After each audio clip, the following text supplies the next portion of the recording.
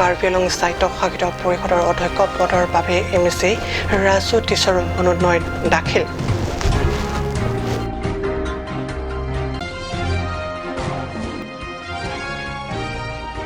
সমগ্ৰ বিশ্ব তথা দেশৰ লগত সংগতি ৰাখি ৰাজ্যৰ ভিন্ন প্ৰান্তৰ লগতে উমলা ফেৰত যোগ দিৱস পালন।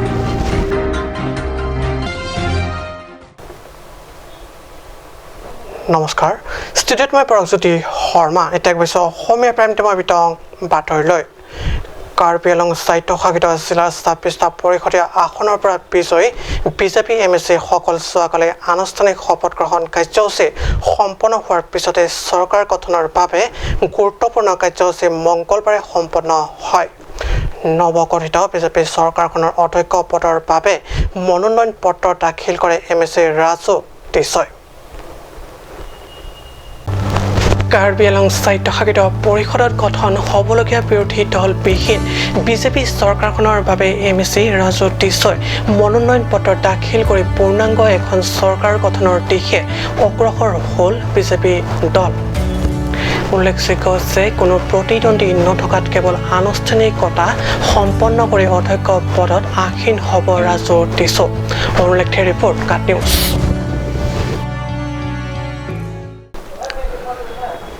আজি যোগ দিৱস সমগ্ৰ পশ্চিম কাৰ্বি আংলঙৰ চিনথং বিজেপি মণ্ডলৰ উদ্যোগত যোগ দিৱস পালন কৰা হয় উমলাফেৰ খেল পথাৰত।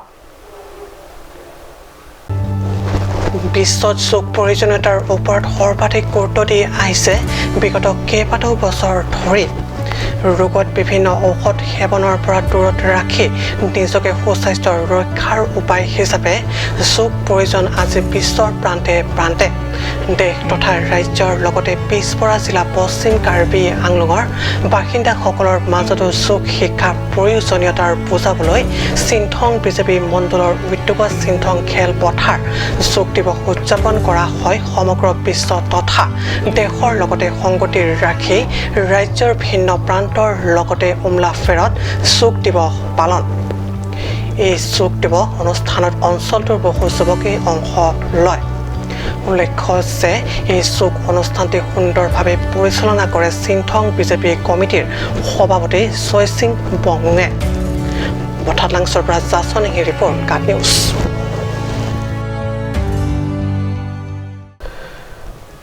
পশ্চিম কাৰ্বি আংলং জিলাৰ মুখ্য সদস্যৰ হামৰেনৰ স্থায়ী বাসিন্দা তথা MSc হেডছিং ৰংফাৰক নৱগঠিত পৰিষদীয় বিজেপি চৰকাৰখনত কাৰ্যবাহী সদস্য পদত অধিষ্ঠিত কৰোৱাৰ বাবে জোৰদাৰ দাবী তুলিছে হামৰেনবাসী ৰাইজে।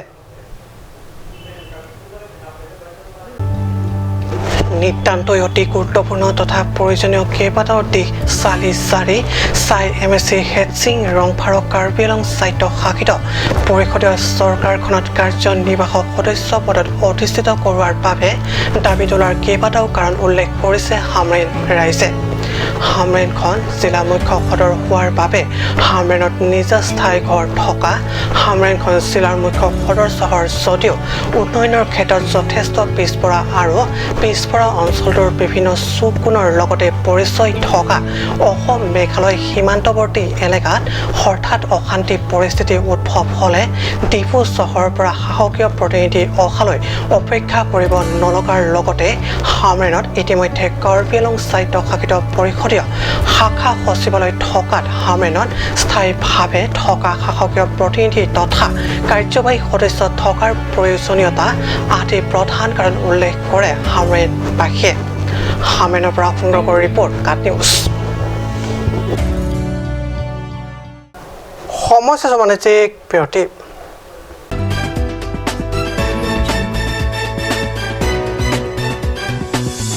আপুনি বাৰু বিশুদ্ধ খোৱা পানীৰ অভাৱ অনুভৱ কৰিছে নেকি?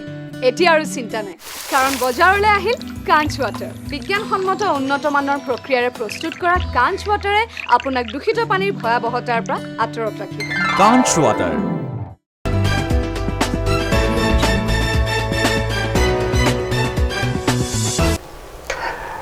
পিছত পুনৰ বাতৰি মজিয়াত।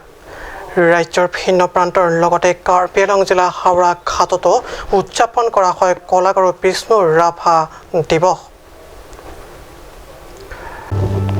হাওৰাঘাট শাখা সাহিত্য সভাৰ উদ্যোগত দিনজোৰা বিস্তৃত কাৰ্যসূচীৰে স্মৰণ কৰা হয় সুন্দৰ পূজাৰী জনাক পতাকা উত্তোলন ৰাভাৰ প্ৰতিচ্ছবিত মাল্যৰ্পণৰ লগতে সুধাকণ্ঠ ভাৰত ৰত্ন ডক্টৰ ভূপেন হাজৰিকা আৰু হাওৰাঘাট শাখা সাহিত্য সভাৰ প্ৰতিষ্ঠাপক সভাপতি কমৰ ৰেদ্ৰ ক্ষুদ্ৰ বৰাৰো আৱক্ষয় মূৰ্তিত পুষ্প অৰ্পণ কৰি শ্ৰদ্ধা জ্ঞাপন কৰা হয়।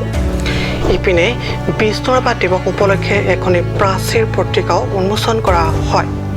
পৰৱৰ্তী সময়ত ছাত্ৰ ছাত্ৰীৰ মাজত চিত্ৰাংকন গীত নৃত্যৰ প্ৰতিযোগিতাৰো আয়োজন কৰা হয়। বিয়লি এক গাম্ভীৰ্যপূৰ্ণ পৰিৱেশত বঁটা বিতৰণী আৰু বিশেষ সম্বৰ্ধনা অনুষ্ঠান কৰা হয়। হাইস্কুল শিক্ষান্ত পৰীক্ষাত সুখ্যাতিৰে উত্তীৰ্ণ কেইবাজনো কীৰ্তি মানক সম্বৰ্ধনা জ্ঞাপন কৰা হয়।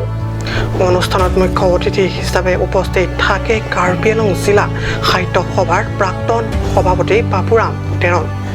হাওৰাঘাট শাখা সাহিত্য সভাৰ সৌজন্যত আজি ৰাভা দিৱস বিষ্ণুৰাভা দিৱস উদযাপন কৰিবলৈ ইয়াত আয়োজন কৰা হৈছে।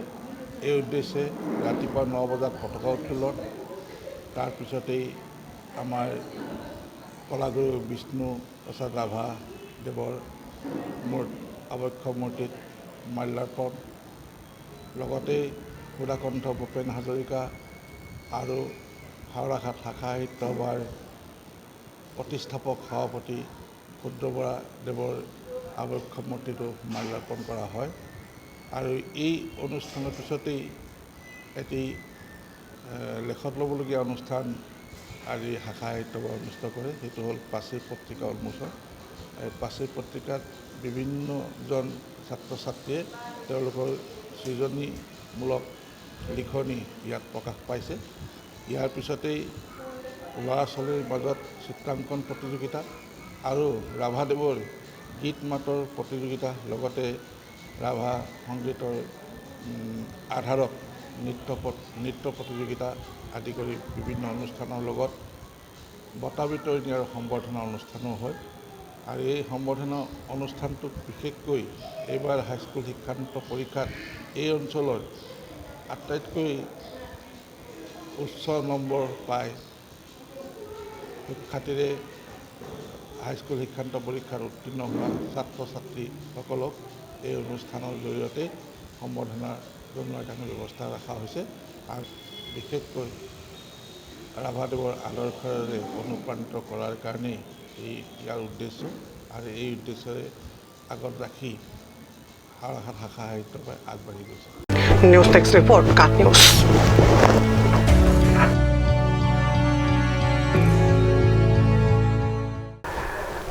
আজি অসমীয়া প্ৰাইম টাইম বাতৰি ইমানতে সামৰিছোঁ। ধন্যবাদ।